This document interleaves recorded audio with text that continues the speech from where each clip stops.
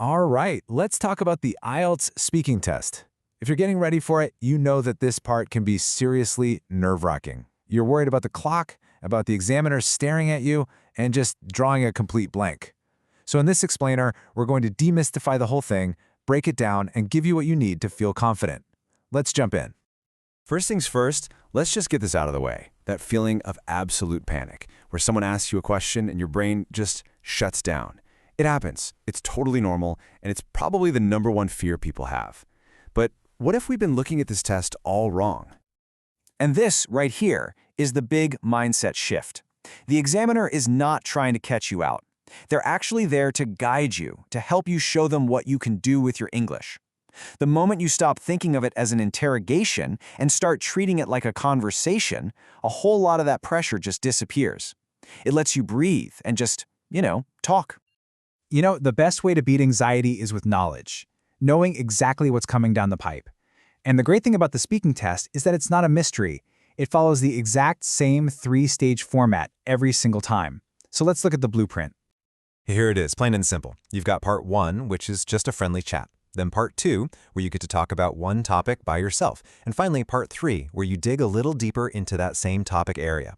That's it, 3 predictable stages. Let's break each one down.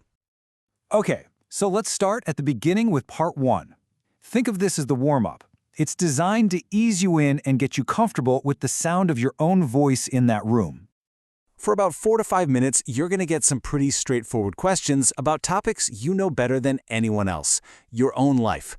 We're talking about things like your hometown, your family, your job or your studies, your hobbies, all the easy stuff. The whole point is just to get the conversation flowing. Now, listen up, because this is probably the single biggest piece of advice for part 1. You cannot give one-word answers. If the examiner asks, "Do you like music?" and you just say, "Yes," well, that's a dead end. But what if you said, "Oh, absolutely. I'm a huge fan of rock music, actually, because it always gives me a boost of energy. For example, I listen to it every morning on my way to work." See the difference? You always want to extend your answer, give a reason why, and maybe throw in a quick example. All right, so after you're all warmed up, we move on to part 2. This is what some people call the long turn. It's your moment to really take control of the conversation. You'll get a cue card with a topic on it.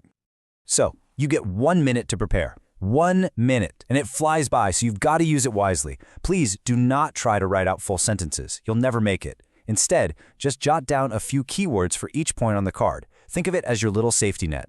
Then, you'll talk for 1 to 2 minutes, and don't worry, the examiner will let you know when your time is up. The real goal here isn't just to answer each little prompt on the card.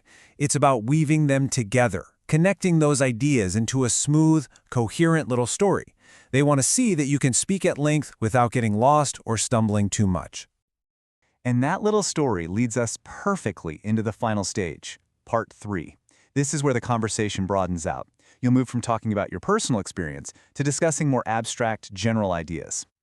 The best part is this isn't totally random. The questions in part 3 will be linked to the topic you just spoke about in part 2. So, if your topic was about a teacher you admired, part 3 might have questions about the education system in your country. It's a very natural progression. And just like in part 1, you've got to develop your answers. This slide shows it perfectly. A simple answer like, "I think museums are good," just isn't going to cut it. You need to explain why. Compare that to, from my perspective, museums are crucial. You're showing off vocabulary, giving a reason, and demonstrating a much higher level of thinking. That's the goal. So we get the structure now, right? But how do we actually improve across all 3 parts? Well, let's stock up your fluency toolkit with some phrases and strategies that will make you sound so much more natural and confident. Having a few phrases like these in your back pocket can be an absolute lifesaver. They're not for memorizing answers, but for structuring them. They give your brain a split second to think while you're starting to speak, and they make your ideas sound organized and easy to follow. And check this out.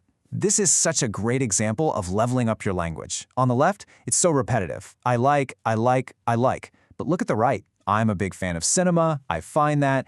It says the same thing, but it uses much better vocabulary and sentence structure. This is what you're aiming for. A little variety goes a long, long way. And let's end on what might be the most important piece of advice of all. The examiner does not expect you to be a robot reciting a perfect script. They want to have a real conversation with a real person. Natural communication, even with a few small mistakes, is always, always better than memorized, perfect-sounding nonsense.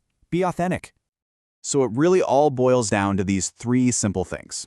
First, know the structure of the test so there are no surprises. Second, actively practice the skills, extending your answers, using new words. And when you do that over and over, you will naturally build the confidence you need. Okay, I'm going to leave you with a quick challenge. Don't just close this and forget about it. Right now, today, pick one easy topic, your favorite food, the city you live in, anything, and just try to talk about it for 2 minutes out loud. That's it. That's how this journey starts. You can do this.